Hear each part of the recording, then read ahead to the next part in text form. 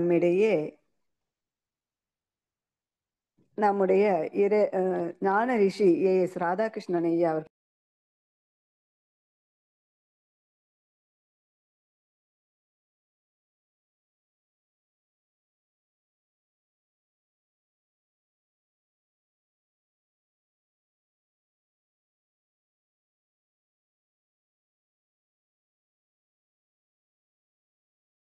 வாழ்க வளமுடன்.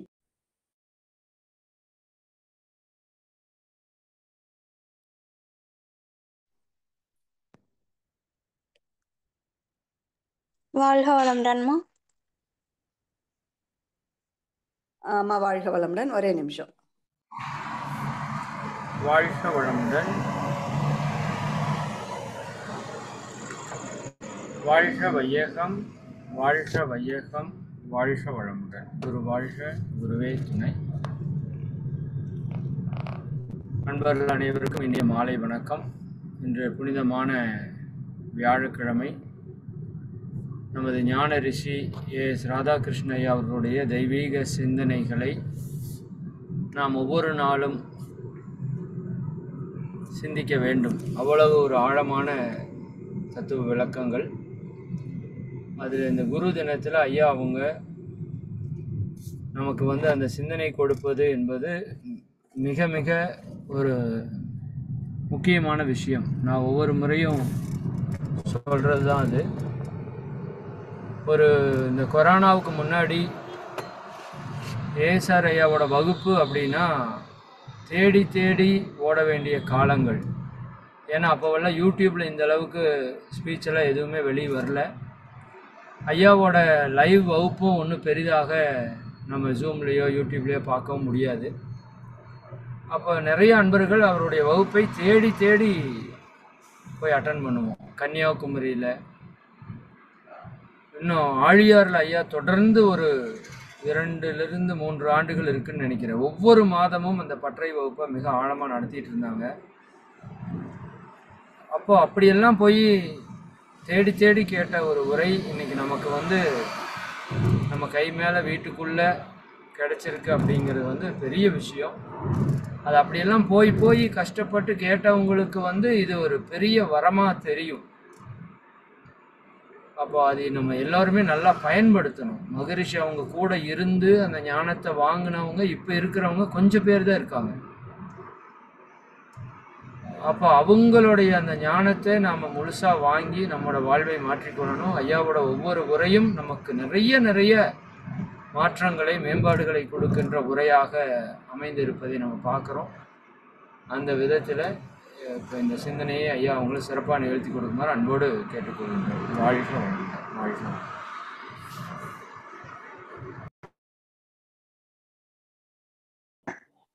வாழ்க வையகம், வாழ்க வையகம், வாழ்க வளமுடன். குருவே துணை.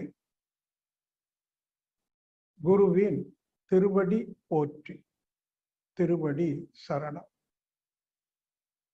அனைத்து மெய்யன்பர்களுக்கும் எனது பணிவான வணக்கத்தினையும் அன்பான வாழ்த்துக்களையும் தெரிவித்துக் கொள்வதில் மிக மகிழ்ச்சி அடைகின்றேன்.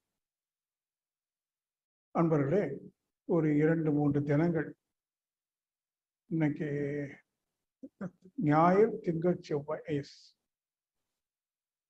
3 நாட்கள். நேற்றும் கோயம்புத்தூர்ல பக்கத்தில் ஆனைக்கட்டி என்ற ஒரு அழகான மலை பிரதேசம், அங்கு ஒரு சின்ன சந்திப்புக்கு ஏற்பாடு செய்திருந்தாங்க. ஒரு 10, 20, 22 அன்பர்கள், குறிப்பா ஆசிரியர்களாக பணியாற்றக்கூடியவர்கள், ஞான ஆசிரியர்.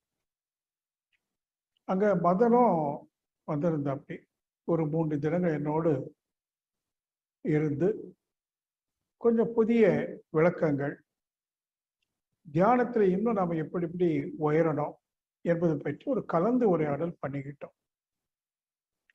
ஏன்னா தியானங்கிறது ருட்டீனா ஒரு மாதிரி அப்படியே பண்ணிட்டு இருக்கிறோம் எல்லாரும். ஆனா அந்த தியான அனுபவம் அது முழுமையாக கிடைத்து விட்டதா என்ற ஒரு கேள்வியைத்தான் அன்பர்கிட்ட கேட்டேன். இல்லை ஓரளவுக்கு மனம் அமைதியா இருக்கு, தியானம் பண்ணும்போது அமைதியா இருக்கலாம், தியானம் பண்ணாத போது அதே அமைதி தொடருதா, காரியங்கள் பல பலவா நடந்துட்டு இருக்கு, மனம் நிறைவாக இருக்கிறதா, வாழ்க்கையில ஒரு அர்த்தம் இருப்பதாக அறிகின்றீர்களா, இப்படி சில பல கேள்விகளை நான் அவங்ககிட்ட கேட்டேன். ஒவ்வொருத்தரும் மொத்தத்துல சொன்னது பார்த்தா ஏதோ ஓரளவிற்கு 100க்கு 100 இல்லைங்கிற மாதிரி பதில சொன்னாங்க. அப்ப அது சில பல யுக்திகளை கலந்து பேசிக்கிட்டோம்.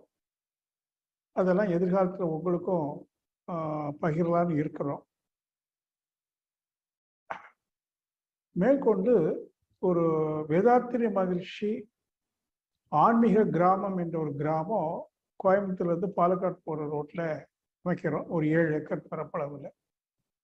அப்போ அதுக்கு ஒரு 84 பேர் ஜாயின் பண்ணியிருக்காங்க, இன்னொரு 30-40 பேருக்கு இடம் இருக்கு. அதெல்லாம் பற்றி டிஸ்கஸ் பண்ணோம். ரொம்ப சந்தோஷமா 3 நாள், நேற்று இரவு 11 மணிக்கு தான் வீட்டுக்கு வந்தேன் நான். அப்போ இன்னைக்கு வியாழன், உங்களை மீண்டும் சந்திக்கிற ஒரு வாய்ப்பு. தொடர்ந்து பல நண்பர்களை நேரடியாகவும் இது போன்ற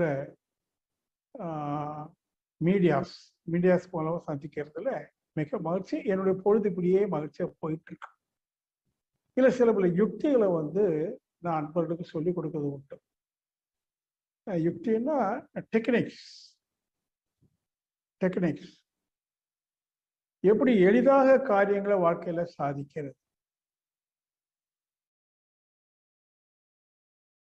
அத தாந்திரிக் என்று சொல்லுவாங்க. ஒரு வார்த்தையில சில வீட்டுல பாத்தீங்கன்னா சொல்லுவாங்க, தம்பி தந்திரமா வந்தான், அப்பாவை பார்த்தா காரியத்தை சாதிச்சுட்டு போயிட்டான்.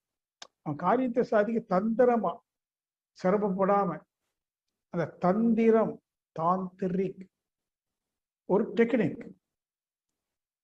இப்ப எதுக்கு அந்த டெக்னிக்கை நாம பயன்படுத்தணும் அப்படின்னா, இன்றைக்கு தலைப்புல அவர் கொடுத்திருக்காரு. வாழ்க்கையில நாம உயர வேண்டியிருக்கு, ஒரு உயரத்தை எட்டி பிடிக்க வேண்டியிருக்கு அப்படின்னு குறிப்பா இளைஞர்களுக்கு ரொம்ப ஆர்வம் இருக்கும். எதையோ சாதிக்க வேண்டியிருக்கு அப்படின்னு ஒரு ஆர்வம் இருக்கும். அப்கோர்ஸ் சின்ன வயசுல அப்படி இருக்க வேண்டியதுதான். அதெல்லாம் பலவற்றை செய்து செய்து செய்து அதுல ஒரு வெற்றியும் மகிழ்ச்சியும் கிட்டிய பிறகு ஒரு காலகட்டத்தில் ஒரு 50-60 ஆண்டுக்கு பிறகு அந்த மனோநிலை எப்படி இருக்குது. ஏன்னா அண்மையில நான் ஒரு சில அன்பர்களை சந்திச்ச போது ஒரு 60 வயசுக்கு மேல ஆயிடுச்சு, 65 கூட சொல்லலாம், 70 நெருங்கிய அன்பர்களை. மனசுல அந்த அளவுக்கு ஒரு குதூகலம் இல்லை, ஒரு மைண்ட்ல ஒரு டயர்ட்னஸ், ஒரு விரக்தி. இது வரைக்கும் வாழ்ந்தது எல்லாமே என்னடா, நிறைய வாழ்க்கையில தப்பு பண்ணியிருக்கோமே, இனி எப்படி சரி பண்றது, சிக்கிட்டோமே அப்படின்னு மனசுல ஒரு புத்து உணர்வு இல்லாத பார்க்கும்போது எனக்கு ரொம்ப சங்கடமா இருக்கு. ஒரு சில அன்பர்களை பார்த்தேன். இது என்ன காரணம் அப்படின்னா, இந்த சின்ன வயசுல காரியங்களை சாதிக்கணும் அப்படிங்கிற வேகத்துல எப்படியோ அந்த சாதனை வேணுங்கிற ஒரே நோக்கம்தான். அதனுடைய பாதை சரியான பாதையில போறோமா, போகிற பாதையில மேடு பள்ளங்கள் வருமானா அது எப்படி சம வழியாக மாத்துறோம் அப்படிங்கிற அறிவு அப்படிலாம் இருக்கான்னா பெரும்பாலும் இல்லை. உணர்ச்சி வேகம், மனசுல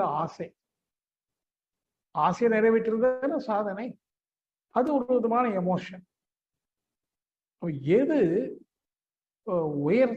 உயர்வு, மேன்மை என்ன?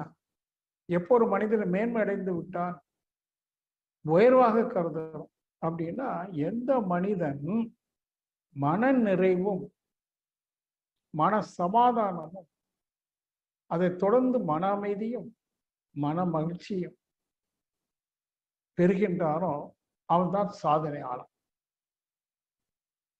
அப்போ அதுக்காக நான் என்ன செய்யணும் அப்படின்னு கேட்பாங்க. சாதிக்கிறதுக்காக நம்ம என்ன பண்றோம், மெட்டீரியலா தான் திங்க் பண்றோம். அதாவது பொருளை மையமா கொண்டு பொருள் ஈட்டுவது எப்படி, கௌரவமாக வாழ்வது எப்படி. கௌரவம் சொன்னா 4 பேர் நம்மளை பாராட்டும், அவருங்க கடினமா உழைச்சி மேல வந்துட்டாரு, அவருக்கு நல்ல சமுதாயத்துல நேம் இருக்கு. அப்போ பணம், அதாவது பொருள், அப்புறம் புகழ், அப்புறம் செல்வாக்கு, அப்புறம் அதிகாரம். ஒன் பை ஒன்னா கிடைக்குமானா நான் ஓய்ந்துட்டேன்னு ஒருத்தன் நினைக்கிறான். ஆனா உண்மை, வெளி உலகத்துல இருந்து அவனை பார்க்கறதுக்கு அவன் ஓய்ந்துட்டான்னு சொல்லிடலாம். மினிஸ்டர் ஆயிட்டான், அல்லது ஊர்ல அவன் தான் தலைவன், அவன்கிட்ட கேட்டுதான் எல்லாம் செய்வாங்க, எல்லாம் இருக்கலாம். இது வந்து ஒரு மெட்டீரியல் கான்செப்ட்ல பார்க்கிற போது, உலகாயுத வாழ்க்கையில பார்க்கிற போது அதெல்லாம் சாதனை. ஆனா என்ன கேள்வி, அப்படி செய்த சாதனை உன் மனதிற்கு நிறைவை கொடுத்திருக்கிறதா? செல்ஃப் சாட்டிஸ்பாக்சன், ஒரு ஃபுல்ஃபில்மெண்ட், ஒரு பீஸ், ஹாப்பினஸ் கொடுத்திருக்குதா? அப்படி நிறைய பார்க்கும்போது பெரும்பாலும் இல்லைங்கிறது தான் பதில்.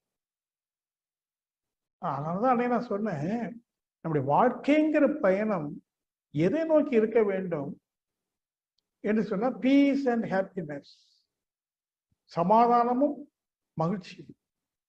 That is spiritual journey. ஆன்மீக பயணத்துல மட்டும்தான் ஒரு மனிதன் நிரந்தரமான சமாதானத்தையும் நீடித்த மகிழ்ச்சியும் பெற முடியும். இல்லைன்னா இல்லை. ஆனா நம்ம மாய உலகத்துல வாழ்றதுனால அதுதான் சரின்னு நினைக்கிறோம். எது நிரம்ப பொருளீட்டுவது. முதல்ல வெல்த், தென் ஃபேம், தென் பவர். இதுதான் ஒவ்வொரு மனிதனுடைய நோக்கமா இருக்கு. ஆனா கடைசியில் என்ன ஆயிரும், எதெல்லாம் சாதனை நினைச்சாலும் அது வந்து அவனை போட்டு சங்கடப்படுத்த சூழ்நிலை வருது. நீங்க நிறைய பேர் பார்க்கலாம்.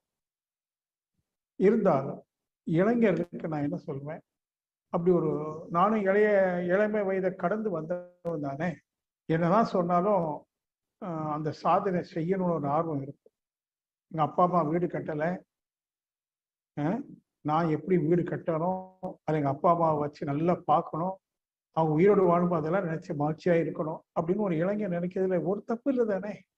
கட்டாயம் வீடு கட்டணும். பெரிய வீடு கட்டாட்டாலும் தன்னுடைய வசதிக்கு ஏற்றவாறு கட்டணும். தன்னுடைய அப்பா அம்மாவை கடைசி வரைக்கும் கண்கலங்காம பார்க்கணும். அப்புறம் திருமணம் ஆயிடுச்சு, குழந்தைகள் வந்துட்டாங்க.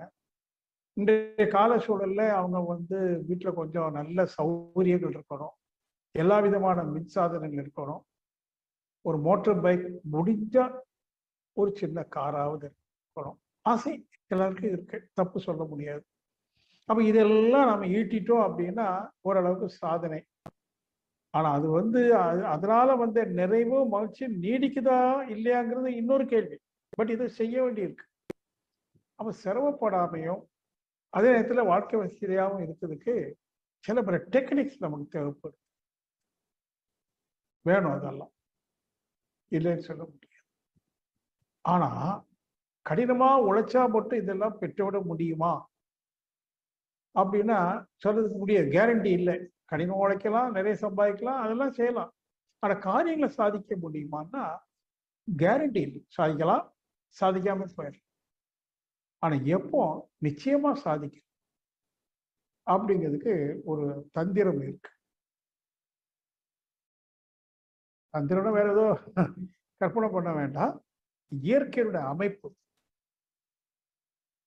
இயற்கையின் அமைப்புல இயற்கை முழுக்க முழுக்க ரகசியமானது. நான் அடிக்கடி சொல்லுவேன்,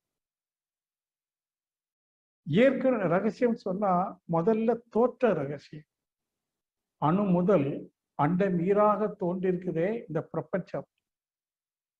அதுபோல ஓரறிவு ஜீவன் முதல் கொண்டு ஆறறிவு மனிதன் வரைக்கும் தோன்றியிருக்கிறதே ஜீவன்களின் தோற்றம். இந்த மொத்தத்துல தோற்றம் சொல்லு. உலக தோற்றம், ஜீவ இனங்கள் தோற்றம், இறுதியில் என்னுடைய தோற்றம், மனித தோற்றம். இதெல்லாம் எப்படி நிகழ்ந்தது, அத தோற்ற ரகசியம்னு சொல்ல. பொதுவாக இறைவன் படைத்தான் என்று சொல்லி சாப்டர் க்ளோஸ் பண்ணிடுவாங்க. அப்படி இல்லை, அதுல நிறைய ரகசியங்கள் இருக்கு. தோற்ற ரகசியம். பிறகு இந்த தோற்றங்கள் எல்லாம் சீராக இயங்கி கொண்டிருக்கு பாருங்க. பூமி கரெக்டா சுத்து ஓடுது, மரம் செடி கொடி தானா வளருது, எல்லா ஜீவனங்களும் பிறக்குது, வளருது. அதுக்கு கூட ஒரு ஆயுள் காலம் எல்லாத்துக்கும் இருக்கு, மனுஷனுக்கு இருக்கு, முடிச்சுக்கிறது. தோற்றம், இயக்கம், இயக்கத்துல ஒரு ஒழுங்கு, பிறகு தோன்றுது, மறையுது. அந்த இயக்கத்துல ஒரு நல்ல விளைவையும் கொடுத்து பிற்பாடு மறையுது.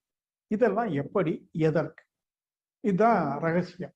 த சீக்ரெட் ஆஃப் த எக்ஸிஸ்டன்ஸ். இந்த ரகசியத்தை நீங்க தெரிஞ்சுக்கிட்டீங்கன்னா அந்த டெக்னிக்கை பயன்படுத்தலாம். அப்போ ஒவ்வொன்றும் தோன்றுவதற்கும் சீராக இயங்கி நல்ல விளைவுகளை கொடுப்பதற்கும் ஆதாரமாக இருக்கக்கூடிய ஒரே ஒரு ரகசியம் இறைவெளியின் சூழ்ந்தழுத்தும் ஆற்றல். நல்ல கவனிக்கணும்.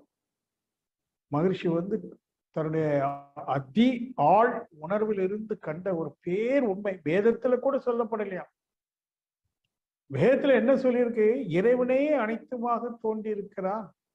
சுத்தவெளிதான் இறைவன் என்றும் வேதத்துல சொல்லியிருக்கு. பரம்பொருளை பற்றி சொல்லும் போது அதை பற்றி வர்ணனை கொடுக்கிறார். இன்னைக்கு நம்ம சுத்தவெளின்னு சொல்றோமே, அதுதான் வேதத்திலேயும் அதான் ஆதி மூலம் சொல்லியிருக்காங்க. அதுல இருந்துதான் எல்லாமே தோன்றி கடைசியில மனிதன் வரைக்கும் வந்திருக்கிறான். சுத்தவெளிதான் இறைவன் பரம்பொருள் என்றெல்லாம் சொல்லு. ஆனா எப்படி இறைவன் அந்த சுத்தவெளி இவ்வளவு தோற்றங்களாக, 1-2 தோற்றம் இல்லை, கோடி கோடி பல்கோடி நட்சத்திரங்களாக, பூமியில பஞ்சபூதங்களாக, எத்தனை ஜீவராசிகள் தாவர இனங்களை கொண்டு மனிதன் வரைக்கும் பார்த்தீங்கன்னா நடப்பன, நிற்பன, பரப்பன, நீந்துவன, ஊர்வன, எவ்வளவு கோடி கோடி. இதெல்லாம் எப்படி அப்படின்னா அங்கதான் மகிழ்ச்சி அந்த முடிச்சு அவுத்து கொடுத்தார். இறைவெளியின் சூழ்ந்தழுத்தும் ஆற்றலினால் ஒரே ஒரு அழுத்தம் தான். இறைவெளியே தண்ணீருக்க சூழ்ந்தழுத்தும் ஆற்றல் இதன் திணிவு மடிப்பு விழ சுழலும் நுண்வின்னா. முதல் வீண் தோன்றியது அந்த சூழ்ந்தழுத்தும் ஆற்றலினாலேன்னு சொல்றார். இந்த விண் என்றால் என்னன்னு கேட்டீங்கன்னா தன்னைத்தானே சுழலக்கூடிய ஒரு சக்தி. சுத்தவெளியில் என்ன இருக்குன்னா சக்தி தான் இருக்கு, அடக்கமா இருக்கு, எல்லையற்ற இருக்கு, மற்றா பேரிருப்பா இருக்கு. அது விண் துகள்களாக சடந்தோறும் பல கோடி விண் துகள்கள் தன்னைத்தானே சுழலக்கூடிய விண் துகள்கள் உற்பத்தி ஆகிட்டே இருக்கு. அப்ப விண் துகள் என்ன? தன்னைத்தானே சுழலும் சக்தி. இரண்டாவது, அது சுழறதுனால அல்லது விரிவலை தள்ளும் சக்தியும் உற்பத்தி ஆகிட்டே இருக்கும். இதை நீங்க அடிப்படை உண்மை நீங்க புரிந்து கொள்ளணும். சுழல் அலை, விரிவு அலை. அலைன்னு சொல்றோம் அந்த சக்தி. சக்தி தான் சுத்துது, சக்தி தான் விரியுது. அப்படி வச்சுக்கிடுங்க. அப்போ எந்த பொருளை நீங்க எடுத்து பார்த்தா, ஒரு பழத்தை வைங்க, அல்லது ஒரு மலரை வைங்க, ஒரு கல் அல்லது ஒரு கோப்பையில தண்ணி, இதெல்லாம் வித்தியாசமான பொருள். நீர், கல், பழம், பூ. அப்போ அந்த தோற்றத்திற்கு நம்ம பேர் கொடுத்துட்டோம். இது ஆப்பிள், இது ரோஸ், இது ஒரு ஹார்டு ஸ்டோன், இது வாட்டர், எல்லாம் பேர். ஆனா உண்மையில் இது எல்லாம் என்னன்னு கேட்டீங்கன்னா சுழல் அலைகளின் திணிவு. போன வாட்டி சொன்னேன், சக்தியின் திணிவு பொருள் எனப்படும். சக்தினா தன்னைத்தானே சுற்றி கொண்டிருக்கிற சுழல் அலை. அப்ப ஆப்பிள் பழம் என்று சொன்னா கோடிக்கணக்கான சுழல் அலைகள் அந்த ஆப்பிள் பழத்தை எல்லையாக வைத்துக்கொண்டு உள்ளுக்கு சுழன்று ஓடிக்கொண்டே இருக்கு. அதான் அதனுடைய உண்மை நிலை. அதே பழத்துக்குள்ள சுழன்று ஓடுறதுனால அந்த விரிவலையும் அந்த பழத்துக்குள்ள நிரம்பி இருக்கும். அந்த விரிவலைக்கு என்ன பேர் சொல்றோம்? காந்தம்.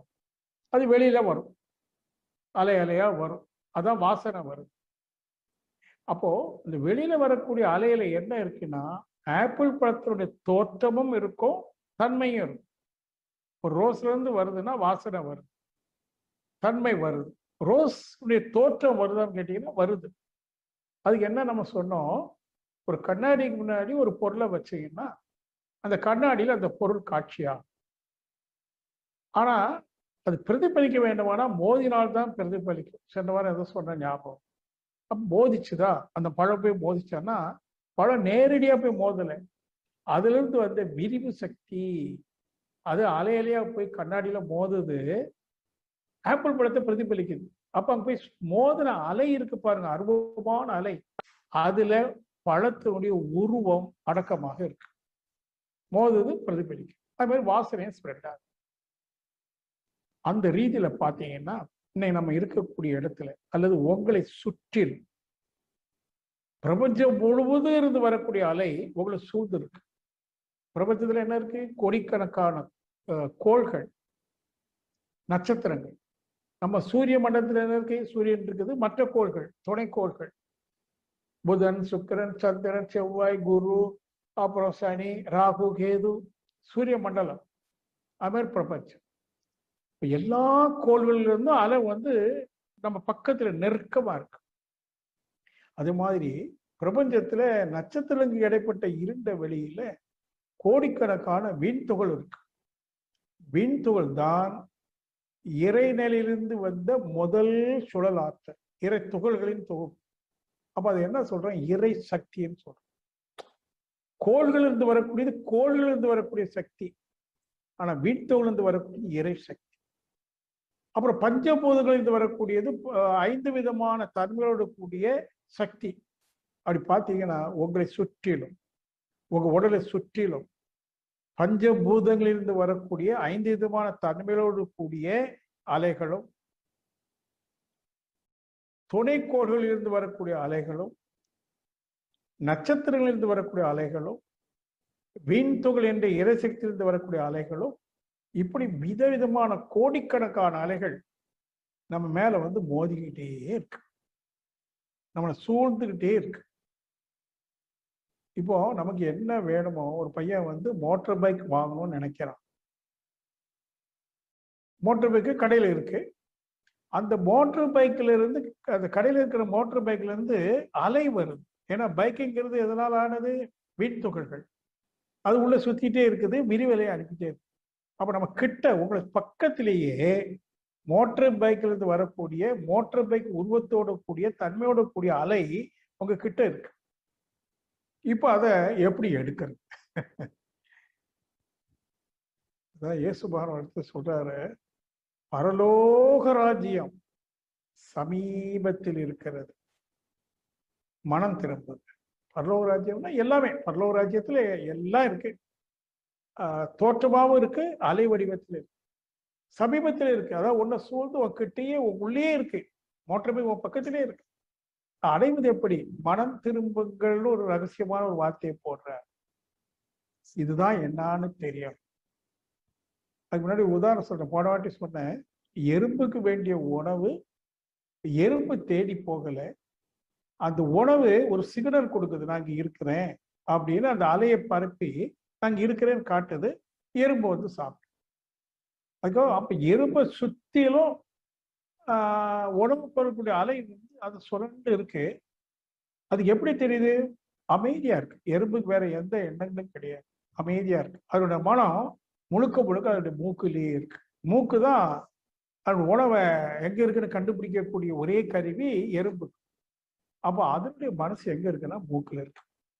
அந்த வாசனை வர டைரக்ஷனை பார்த்து ஸ்வீட்டை போய் தேடி போயிருக்கு. போன வாரம் சொன்னோம்.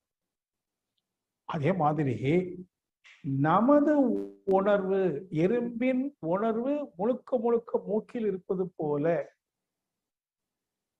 இருக்கட்டும். நமது உணர்வு எங்கே இருக்கிறது, என்னவாக இருக்கிறது பார்த்தீங்கன்னா, நம்முடைய உணர்வு எண்ணங்களாக செதறிக்கிட்டே இருக்கு.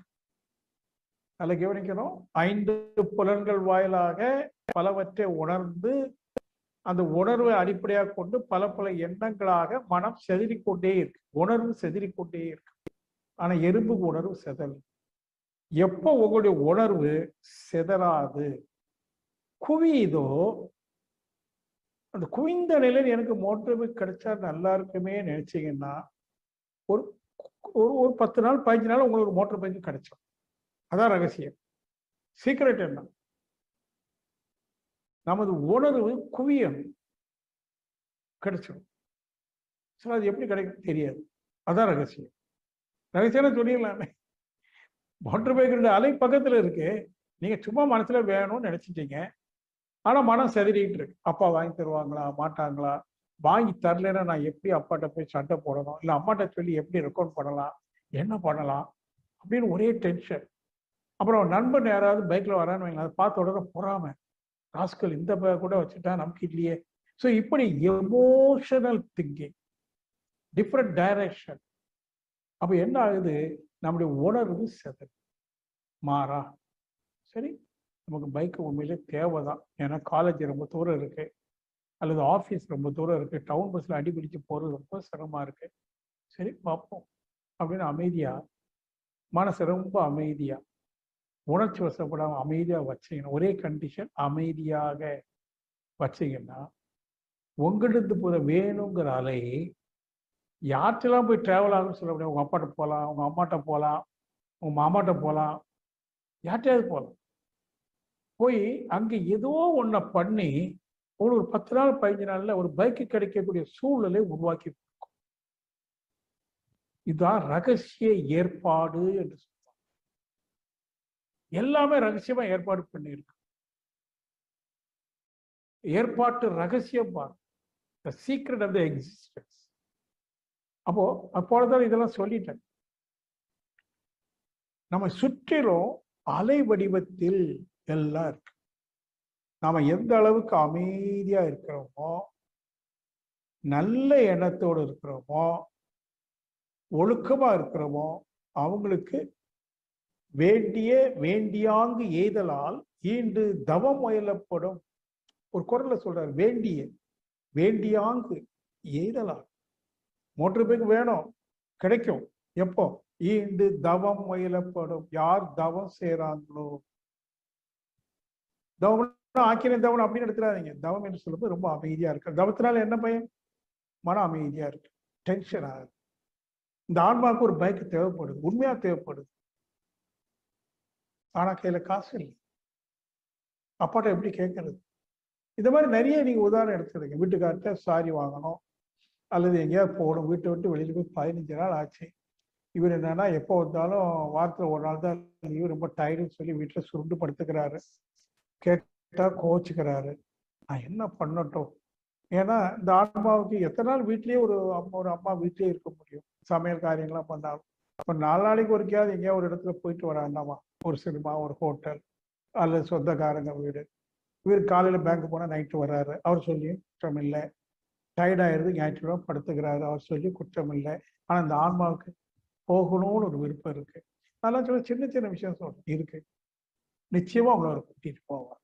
எப்போது என்றால் இந்த நடைமுறை உண்மையை புரிஞ்சுக்கிட்டு, சரி எல்லாம் இறை சித்தம் நடக்கட்டும் அப்படின்னு அமைதியா இருந்தீங்க, நிச்சயமா அவர் கூட்டிட்டு போவார். இதுக்கு கேரண்டி வள்ளுவர் சொல்றாரு பாருங்க, வேண்டிய ஆங்கு எய்தலால் ஈண்டு தவம் முயலப்படும்.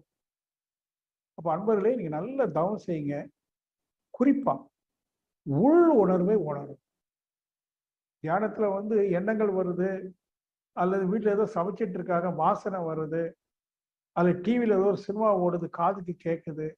அப்ப தியானம் பண்ணும்போது புலன்கள்லாம் திறந்து இருக்கு இல்லையா? கண்ணை மட்டும் மூடிக்கிட்டோம், அப்போ கண்ணை மூடினா உள்ளுக்கு எல்லாம் தெரியுது. அது அல்ல தவம். நீங்க தவம் எப்படி பயின்று வரணும்னு சொன்னா, ஒரு கட்டத்துல ஒரு 30 நிமிஷம் கண்ண மூடி இருந்தீங்கன்னா, 1 நிமிடமாவது அல்லது 30 வினாடிகளாவது எந்த புலன் உணர்வும் இல்லாத அளவுக்கு, எந்த எண்ணங்களும் இல்லாத அளவுக்கு ஒரு ஒடுக்கம். தவத்துல ஒடுக்கம், அடக்கம் அமரருள் உய்க்கும் சொல்லியிருக்காருல்ல. இப்ப நம்ம அடங்கி ரொம்ப நேரம் இருக்க முடியாது, இருக்கணும்னு நான் சொல்லல. ஒரு ஃபியூ செகண்ட்ஸ், ஒரு ஸ்டில்னஸ் அப்படி வருமானா உங்களுடைய உள்ளுணர்வை நீங்க உணர முடியும். அது உணரும் போது ஏற்படுற அனுபவம் ஒரு மகிழ்ச்சி, ஒரு ஜாய், ஒரு சுகம், ஒரு கம்ஃபர்ட் உங்களுக்குள்ள. அப்போ உங்களோட மனசு என்ன சொல்லும்? பரவாயில்லையா, நல்லா இருக்கேன், இன்னும் கொஞ்ச நேரம் அப்படியே இருப்போமே. எண்ணங்கள் வந்துருச்சா, அதை எதையாவது விட்டுட்டு பழையபடி அப்படியே இருப்போமே.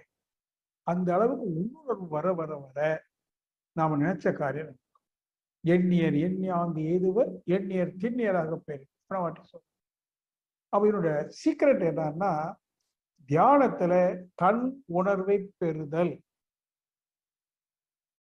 ஆனா ஐயா நீங்க சொல்றீங்க சரி, ஆக்கினை உணர்வு கிடைக்குது, துரிய உணர்வு கிடைக்குது, ஆனா புலன்களிலிருந்து மனம் விடுபடலை, எண்ணங்களிலிருந்து மனம் விடுபடலை, இன்னும் எண்ணங்கள் சூழ்ந்துட்டு இருக்குது அப்படின்னா நம்ம சொல்லுவோம். உண்மைதான். அது என்ன காரணம் அப்படின்னா, பகல் பொழுது மற்ற நேரங்கள்ல நம்ம சமாதானமாக எதையும் செய்யலை. சில போன சமாதானத்தை இழந்துக்கிட்டே இருக்கும். நான் தான் அடிக்கடி சொல்லுவேன், நீங்க எப்படியாவது சமாதானம் அடைங்க. வீட்டுல மாமியார் எப்படி சொல்றாங்க, மருமகள் எப்படி சொல்றா, அப்படி இப்படின்னு நிறைய சொல்லிட்டு அதனால சமாதானம் இல்லை, பையன் சொன்னா கேட்க மாட்டேங்கிறான், படிக்க மாட்டேங்கிறான், ரொம்ப விளையாட்டு கூடி போச்சு, பிள்ளையும் எப்படி there are so many complaints. உண்டா இல்லையா உங்க வீட்டுல கம்ப்ளைண்ட்ஸ் நிறைய இருக்கு. நீங்களும் நிறைய கம்ப்ளைண்ட் சொல்றீங்க, மற்றவங்க வீட்டுல இருக்கிறவங்க கம்ப்ளைண்ட் சொல்றாங்க. அப்ப எப்படி சமாதானம் வரும்? சமாதானம் என்றால் நோ கம்ப்ளைண்ட்ஸ், நோ கமெண்ட்ஸ். மனசுல ஒரு கம்ப்ளைண்ட், எனக்கு ஒரு குறையே இல்லைங்க, ஏதோ தப்பா நடக்கல, அவங்க அப்படி நடந்துக்கிறாங்கன்னா அவங்க அறிவுக்கு அப்படி நடந்துக்கிறாங்க, மற்றவங்க ஒன்றும் பிரச்சனை இல்லைங்க, சமாதானம், ஒன்றும் பிரச்சனை இல்லை. அப்படி ஒரு சமாதானம் வருமானால் நீ கண்ணை மூடினீங்கன்னா எண்ணங்களின் எண்ணிக்கையும் வேகமும் படிப்படியா குறையும். ஒரு கட்டத்துல அடக்கம் நிகழும். அடக்கம் அமரரும் நீக்கும். அந்த இடத்துக்கு வரும். அப்புறம் இயற்கையை பற்றி நீங்க இயற்கையுடைய அறிவை நம்ம தத்துவத்துல சொல்லி கொடுக்கறதுல முக்கியமான தத்துவம் அலை இயக்கம். என்ன தத்துவம் அப்படின்னா, திருப்பி சொல்ல, விண் என்பது சுழல் அலை, அதுல இருந்து வரக்கூடியது விரிவு அலை. இந்த அலை என்ன செய்யும்? அந்த பொருள்ல இருந்து வெளியில போய் மோதும். எதுல மோதும்? எது தடையாக இருக்கோ அதுல மோதி அந்த அலையினுடைய தன்மையை அதுக்கு டிரான்ஸ்ஃபார்ம் பண்ணும், கொடுக்கும்.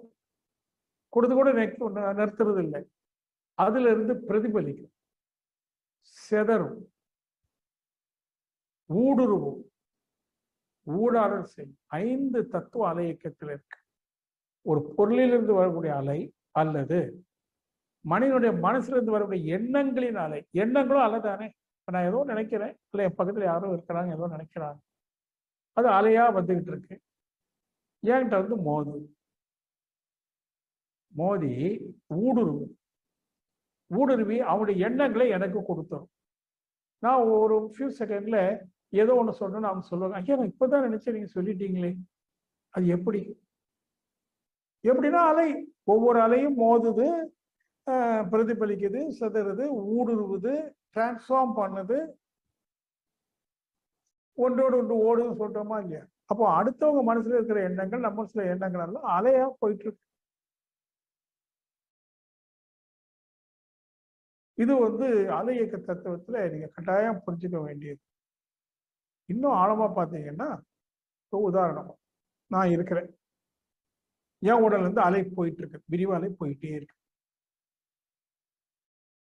நான் ஒரு 90 வயசு வரைக்கும் வாழ்றேன். 90 ஆண்டு காலம், இப்ப நான் இது வரைக்கும் 70-74 வயசு வாழ்ந்துட்டேன்.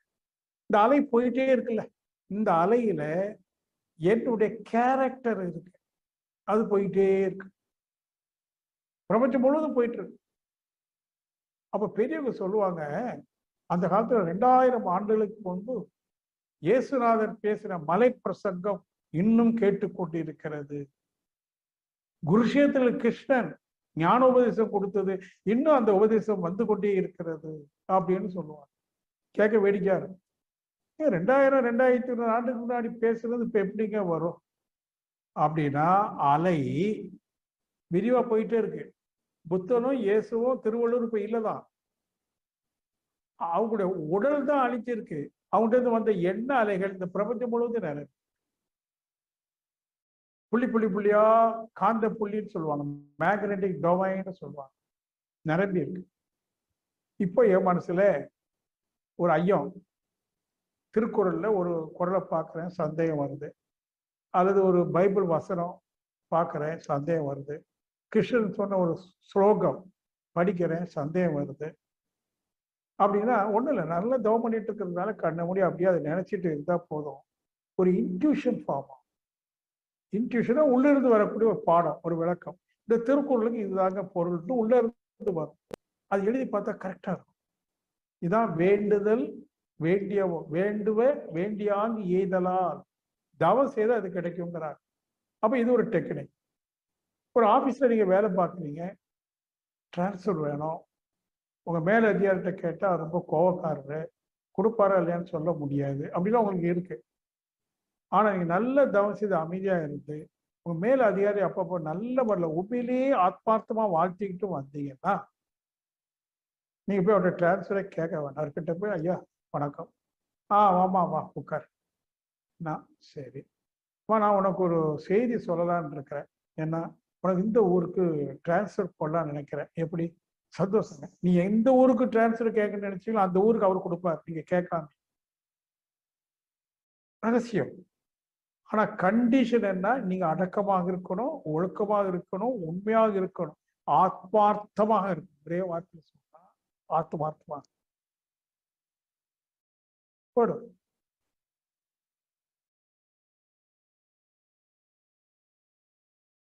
இதெல்லாம் என்னுடைய வாழ்க்கையில நிறைய அனுபவங்கள். இந்த 3 நாள் அங்க கோயம்புத்தூர் இருந்தா சொன்ன பாருங்க, அன்னைக்கும் அங்க பேசிட்டுலாம் இருக்கும்போது நிறைய அனுபவங்கள் எனக்கு வந்துகிட்டே இருக்கு. அவங்களும் ஆச்சரியப்படுறாங்க. அப்ப இதெல்லாம் நம்ம சாமர்த்தியமானா இல்லை. சாமர்த்தியங்கிறது இயற்கையில ரிசர்வ். இறைவெளியின் சூழ்ந்தழுத்தம் ஆற்றல் என்கிற ஒரு சூத்திரம் எல்லா சாஸ்திரத்துக்கும் அடிப்படையாக இருக்கு. உங்களை சுற்றி எல்லாரும் பரலோக ராஜ்யம் சமீபத்தில் இருக்கிறது, மனம் திரும்புங்கள். மனம் திரும்புங்கன்னா என்ன அர்த்தம்? உணர்ச்சி வசப்பட்ட மனதை விழிப்பு உணர்வு மனசு கொண்டு வரணும். இந்த விழிப்பு உணர்வுன்னு சொல்றது ரொம்ப முக்கியம். உங்களுடைய உள் உணர்வு இருக்கே, அது விழித்துக் கொள்ளணும். அது எஸ்ஆட்ரிக் அவேர்னஸ் என்று கூட சொல்லுவாங்க. உங்களுடைய உள் உணர்வு, நான்கிற அந்த உணர்வு விழிக்கணும். அது தவத்துலதான் சாத்தியம். இது டெக்னிக்ஸ்னா வேற ஒண்ணும் இல்லை. இதாங்க நல்ல தவம் பண்ணி ஒடுங்கி ஆத்மார்த்தமா உயர்ந்த சங்கல்பத்தோடு இருந்தால் உங்க ஆன்மா மகிழ்ச்சிக்கு என்னென்ன வேணுமோ எல்லாம் தானான. மழை பெய்யுனா பெய்யும். டெஸ்ட் பண்ணக்கூடாது. நான் இயற்கையை சோதிக்கிறேன் அப்படின்னு இல்லை. அப்படியே இருக்கிறான். என்ன மழை பெய்யுது, நாளாச்சு, மக்கள்லாம் கஷ்டப்படுறாங்க. ஒடுங்கி இருந்து அவன் மனசுல நினைக்கிறான் மழை வரும். நல்லோர் ஒருவர் உலரெனில் அவர் பொருட்டு எல்லோருக்கும் பெய்யும் மழை சொல்லுது. அப்போ ஒரு அப்துல் கலாம் அடிக்கடி சொல்லுவார் இளைஞர்கிட்ட, கற்பனை செய்யுங்கள், உங்களுடைய எதிர்காலத்தை கற்பனை செய்யுங்கள், உருவகப்படுத்துங்கள், அதுல தியானம் பண்ணுங்க. தியானம்னா அதுக்கு அப்படியே நினைச்சிட்டு இருக்குது. ஒரு கார் வாங்க, ரெட் கலர்ல வாங்கணும் அப்படின்னா நம்ம வீட்டுக்கு முன்னாடி ஒரு ரெட் கலர் கார் நினைக்கிறது போற பாவம். உங்க தேவை ஆத்மார்த்தமா இருக்கும். அப்படி பாவனை செய்ய செய்ய நிச்சயமா ரெட் கலர்ல ஒரு கார் போட்டிக்கிற பாவனை செஞ்ச மாதிரியே போடும்.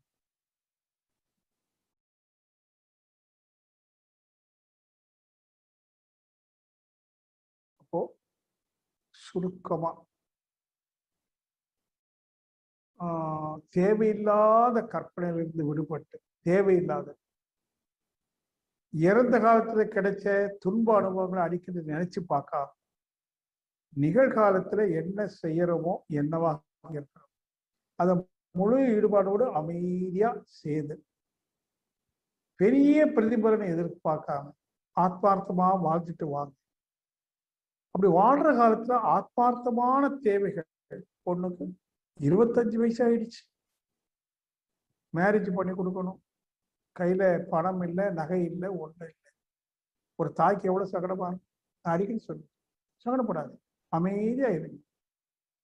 நிச்சயமா உங்க பொண்ணுக்கு ஒரு பையன் பிறந்திருப்பான், எங்கேயாவது கிரிக்கெட் விளையாடிட்டு இருப்பான், வருவான். நீங்க டென்ஷன் ஆனீங்கன்னா உங்களுடைய எண்ணங்கள்ல சிதறல்கள் ஏற்படும். ரிஃப்ராக்ஷன் என்று சொல்லுவாங்க. அந்த சிதறல் ஏற்பட்டுச்சுன்னா காரியம் நடக்காது. ஃபோக்கஸ் ஆகும். ஒரு முகப்படணும் மனசுல. அட் எ பாயிண்ட் என் பிள்ளைக்கு நல்ல வரன் கிடைக்கும், இறைவா சரி அப்ளிகேஷன் போட்டு சும்மா அப்படியே இருங்க. மனசுல டென்ஷன் வேண்டாம், தவறான கற்பனைகள் எதுவும் செய்ய வேண்டாம். தட் மீன்ஸ் மனதை சிதற விடாதீங்க, காரியங்கள் நடக்கும். இதுதான் மெயினா பிராக்டிஸ் பண்ணணும். ரெண்டாவது, முதலே தெரிந்து கொள்ளுங்க, வாழ்க்கையில உயரணும்னு நினைக்க தப்பு இல்லை. ஆனா எது உயர்வுங்கிறத ஞாபகம் வைத்துக்கணும். லட்சக்கணக்கா கோடிக்கணக்கா சம்பாதிக்கிறதோ, சமுதாயத்துல ஒரு புகழுக்காக சில பல காரியங்களை செய்து புகழ் அடைவு தான் நோக்கம் நினைச்சு புகழுக்காக நீங்க வேலை செய்யறதோ, எப்படியாவது எனக்கு ஒரு பவர், ரைட், பிறகு அதிகார செலுத்த ஒரு பவர் கிடைக்கிறதுக்கோ, சொல்ல போனா பொலிட்டிக்கல் மைண்ட். எப்படி அரசியல்ல வந்து எப்படியாவது ஒரு வார்டு மெம்பராவது ஆயிடணும்.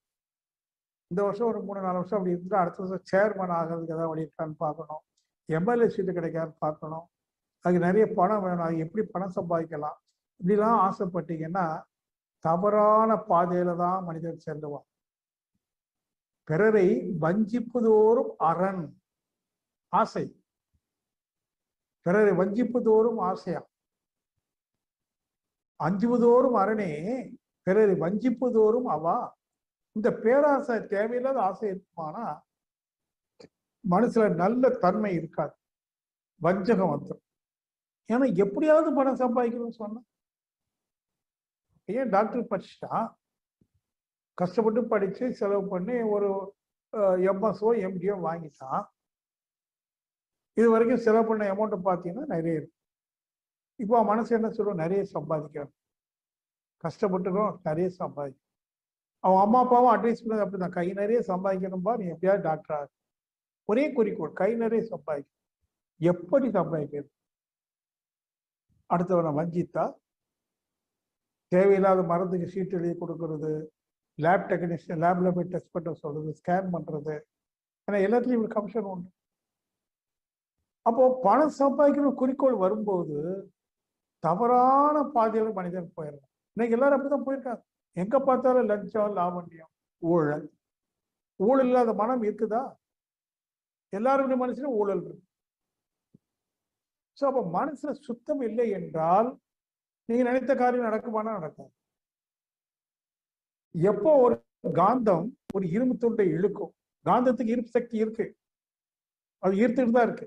ஆனா எப்போ அந்த இரும்பு துண்டு ஈர்க்கப்படும், ஒரு ஆணி கிடக்குதுங்க, இந்த பக்கம் ஒரு காந்தக்கல்ல வைக்கிறோம், ஆணி போய் ஆணிய காந்தம் ஈர்த்துக்குது.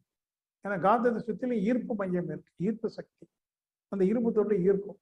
ஆனா அந்த அந்த இரும்பு துண்டு அல்லது ஆணி துரு பிடிச்சு கிடந்ததுன்னு வைங்களேன், ரொம்ப துரு அப்படின்னா அது இழுக்கிற சக்தி இருக்கு, ஆனா அந்த ஆணி போய் ஒட்டாது. ஏன்னா அதுக்கு மேல ஒரு கோட்டிங் ஃபார்ம் ஆயிடுச்சு, அத மாசு துருன்னு சொல்றோம். அப்ப நம்ம மனசுல மாசு இருக்குமானால் இறை சக்திங்கிற காந்த சக்தி நம்ம ஈர்த்துட்டு தான் இருக்கு, நாம ஈர்க்கப்பட மாட்டோம். ஏன்னா அந்த மனம் எப்படி இருக்கு, அசுத்தமா இருக்கு. இதை தூய்மையா வைத்தால் இறைவனுடைய ஈர்ப்பு சக்தியின் மூலமாக நாம ஈர்க்கப்பட்டு நமக்கு என்ன வேணுமோ அனைத்தும் கொடுக்கப்படும். இது ஒரு முக்கியமான விஷயம். ஆகவே மனதை வந்து இந்த அருகுணம், அதுல குறிப்பா வஞ்சம்,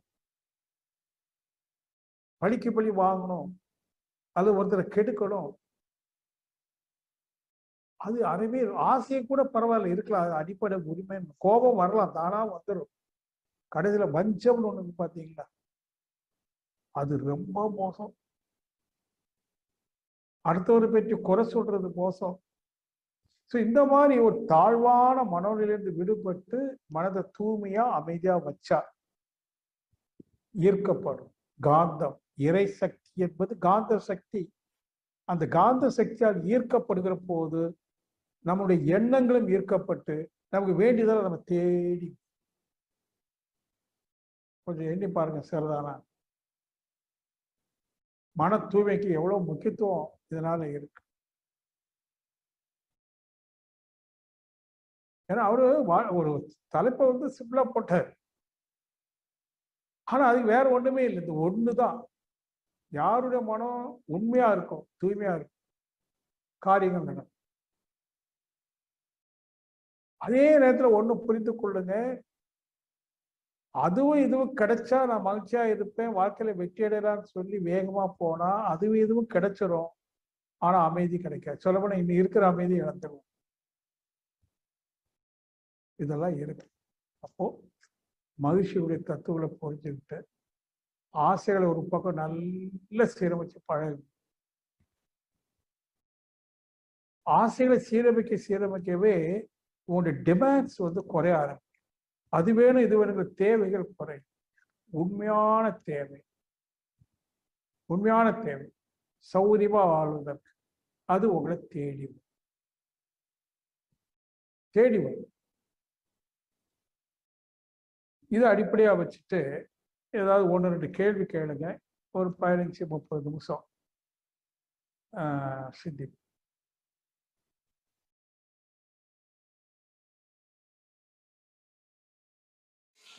அம்மா நிறைவு பண்ணிக்கோங்கம்மா.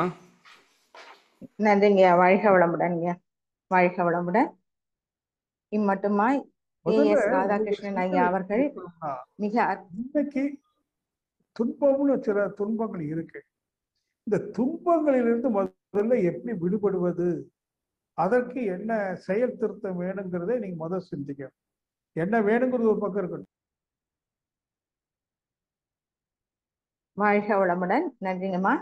முக்கிய அறிவிப்புகளை தொடர்ந்து ஐயா வாழ்க்கையில நம்ம முதலாவதாக அடுத்த நிகழ்வாக 8:30 மணிக்கு இறையாசிரியர் இறைமதன் ஐயா அவர்களின் தற்சோதனை நிகழ்வு உள்ளது. அதில் அனைவரும் வாழ்த்திட்டு அறிவிப்புகள் சொல்லுங்க. சரிங்கம்மா. வாழ்க வளமுடன். இதுவரை நம்மை உயர்த்தும் அதி அற்புத சக்தி என்ற தலைப்பில ஞான ரிஷி AS ராதாகிருஷ்ணன் ஐயா அவர்கள் மிக சிறப்பாக உரை வழங்கினார்கள். ஐயா அவர்கள் பார்த்தீங்கன்னா தந்திரம்னா என்ன, தாந்திரிக் என்று பெயர் என்ற விளக்கம் கொடுத்தாங்க. உணர்ச்சி வேகம், மனதின் ஆசையில எது உயர்வு, எந்த மனிதன் மன அமைதி சமாதானம் பெறுகிறானோ அவனை வந்து சாதனையாளராக வாழ முடியும். நம் வாழ்க்கை பயணம் வந்து எப்படி இருக்கணும், சமாதானம், நீடித்த அமைதி கிடைக்க வேண்டும், தோற்ற ரகசியம், அந்த ரகசியங்களை தெரிந்து கொள்ளனா எது ஆதாரமாக இருக்கின்றது, அந்த ஒரே ரகசியம் வந்து இறைவெளியின் சூழ்ந்து அழுத்தி கொண்டிருக்கின்றதான ரகசியம் என்றெல்லாம் விளக்கினார்கள். விண் என்றால் தன்னைத்தானே சுற்றி கொண்டிருக்கின்ற சக்தி, சுழல்வதினால் சுழலலை விரிவலை அப்படின்னு சொன்னாங்க. அது மட்டும் இல்ல, ஐயா சொன்னதுல அந்த சமாதானம் எப்படி வரும், நாம் வந்து மற்றவர்களை பற்றி பேசக்கூடாது, அதே மாதிரி மனம் ஒடுங்குற இடத்துலதான் அலைமோதல் கம்மியாகும். மனம் வந்து ரொம்ப அதிகமா மற்றவர்களை பற்றி பேசும்போது சமாதானம் இல்லாத போது அந்த மனமானது அலைப்பாயும் என்றதும் சொல்லியிருக்காங்க. அது மட்டும் இல்ல, புகழுக்காக ஆசைப்படுவது மிக தவறான பாதைக்கு தான் அந்த பணமானது புகழானது அழைத்து செல்லும் அப்படின்னு சொல்லிட்டு இந்த காந்தம் இரும்பு பத்தி ஐயா வந்து ரொம்ப சிறப்பாக விளக்கினாங்க. அந்த இரும்பு மேல அந்த கோட்டிங், அந்த துரு இருந்ததுன்னா அந்த காந்தம் இழுக்காது. அது போல நமக்குள்ள அந்த தவறான மனசுல அழுக்குகள் இருக்கும் பொழுது எதுவும் நம்மை அண்டாதுன்ற சொல்லி சிறப்பாக நமக்கு உரை வழங்கின விதம் மிக அருமை. இதுவரை ஞான ரிஷி AS ராதாகிருஷ்ணன் ஐயா அவர்கள் வாழ்க வளம் சிறப்பாக உரை கொடுத்த ஐயா அவர்கள் வாழ்க வளமுடன். ஞான ரிஷி AS ராதாகிருஷ்ணன் ஐயா அவர்கள் வாழ்க வளமுடன். ஞான ரிஷி AS ராதாகிருஷ்ணன் ஐயா அவர்களும் அவர்களின் அன்பு குடும்பமும் அருட்பேராற்றல் கருணையினால் உடல் நலம், நீளாயுள், நிறை செல்வம், உயர் புகழ், மெஞ்ஞானம் ஓங்கி வாழ்க வளமுடன். வாழ்க வளமுடன். நன்றிங்கய்யா. அடுத்ததாக சிறப்பு நிகழ்ச்சிகளை பற்றி பார்க்க இருக்கிறோம். வருகின்ற 31/1/2 ஆகிய தேதிகள்ல பட்டறை வகுப்பு நடைபெற இருக்கிறது. அதில் அனைவரும் கலந்து கொள்ளும். இதில் நேரடியாகவோ அல்லது ஆன்லைன் மூலமாகவும் அனைவரும் கலந்து கொண்டு நம்ம வந்து நம்மளை மேன்மேலும் மேம்படுத்தி கொள்ள வேண்டும். அது மட்டும் இல்ல, நவம்பர் 7, 8, 9 ஆகிய தேதிகள்ல 3 நாள் நேரடி பயிற்சி வகுப்புகள் இருக்கு. 13 வயதுக்கு மேற்பட்ட அனைவரும் கலந்து கொள்ளலாம். அதை ஐயா வந்து இலவசமா நடத்தி கொடுக்குறாங்க. அது மட்டும் இல்லாம இந்த ஐயா வந்து எப்பவுமே அந்த மருத்துவ முகாம் இதெல்லாமும் செஞ்சிட்டு இருக்காங்க. அனைவரும் நேரடியாக பக்கத்துல இருக்கவங்க போய் கலந்துக்கலாம். நன்றி. வாழ்க வளமுடன். அடுத்த நிகழ்வாக 8:30 மணிக்கு இறையாசிரியர் இறைமதன் ஐயா அவர்களோட தற்சோதனை நிகழ்வு உள்ளது. அனைவரும் கலந்து ஆண்மை தூய்மை பெறுவோம். நாளை அதிகாலை 4:30 மணி முதல் எப்பொழுது போல அனைத்து நிகழ்வுகளும் மிகச் சிறப்பாக நடைபெறும். 5 மணிக்கு சர்வவசிய தன ஆஷ்ண சங்கற்பம் நடைபெறும். நாளைக்கு வெள்ளிக்கிழமை என்பதால் அதிலும் அனைவரும் கலந்து கொள்வோம். நன்றி. வாழ்க வளமுடன். அடுத்ததாக உலக நல வாழ்த்து. எப்பொழுதும் போல நாள்தோறும் சித்தர்குழு நிகழ்வுகளும் தொடர்ந்து நடைபெற்று கொண்டிருக்கிறது. நாளையும் நடைபெறும். அனைத்து நிகழ்வுகளிலும் அனைவரும் கலந்து ஆண்மை தூய்மை பெறுவோம். வாழ்க வளமுடன். அடுத்ததாக உலக நல வாழ்த்து வேதாத்திரி கவி பாட அன்பர்கள் ஹேண்ட் ரைஸ் பண்ணலாம்.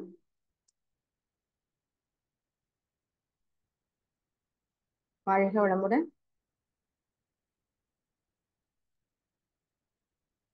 அம்மா நீங்களே பாடிடுங்க. வாழ்க வளமுடன். ஜானகி அம்மா அதை ஓகேங்க அம்மா. வாழ்க வளமுடன்மா. ஜானகி அம்மா உங்களுக்கு அன்மியூட் பண்ணியிருக்கேம்மா.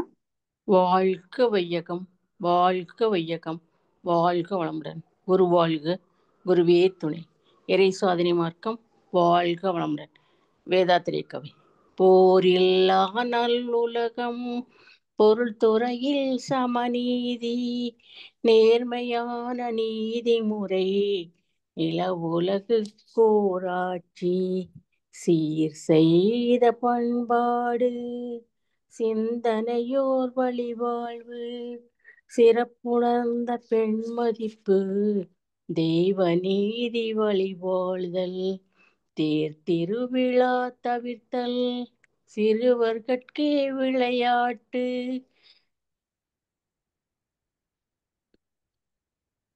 செயல் விளைவு உணர்கல்வி, சீர்காந்த நிலை விளக்கம், பார் முழுவதும் உணவு நீர் பொதுவாக்கல், பல கடவுள் பல மதங்கள் பழக்கம் ஒழித்து உண்மை ஒன்றை தேர்ந்தெடுதல், பல மதங்கள் பல கடவுள் பழக்கம் ஒழித்து உண்மை ஒன்றை தேர்ந்தெடுதல், உண்மை ஒன்றை தேர்ந்தெடுதல். நன்றி அம்மா. வாழ்க வளமுடன். நன்றிங்கம்மா. வாழ்க வளமுடன். அடுத்ததாக முருகாம்பாள் அம்மா உங்களுக்கு அன்மியூட் பண்ணியிருக்கேம்மா. முருகாம்பாள் அம்மா உங்களுக்கு அன்மியூட் பண்ணியிருக்கேம்மா.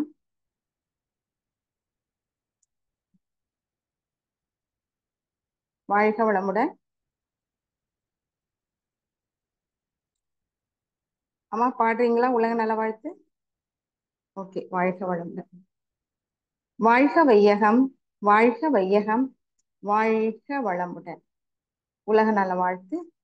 உலகமெல்லாம் பருவமழை ஒத்தபடி பெய்யட்டும், உழவரெல்லாம் தானியத்தை உவப்புடனே பெருக்கட்டும், பல தொழில்கள் புரிகின்ற பாட்டாளி உயரட்டும், பகுத்துணர்வில் தொகுத்துணர்வு பண்பாட்டை உயர்த்தட்டும், கலகங்கள் போட்டி பகை கடந்தாட்சி நடக்கட்டும், கல்லாமை கடன் வறுமை களங்கங்கள் மறையட்டும், நலவாழ்வை அளிக்கும் மெய் ஞான ஒளி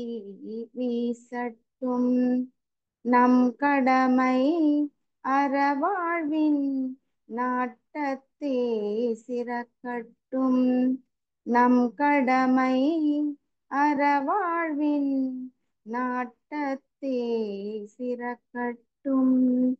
வாழ்க வையகம், வாழ்க வையகம், வாழ்க வளமுடன்.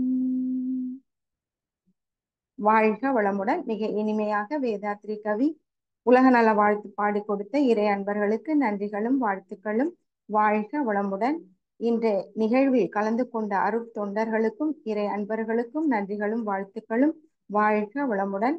இத்துடன் இந்நிகழ்வை நிறைவு செய்து கொள்கிறோம். மீண்டும் 8:30 மணிக்கு தற்சோதனை நிகழ்வில் சந்திப்போம். வாழ்க வளமுடன். வாழ்க வளமுடன்.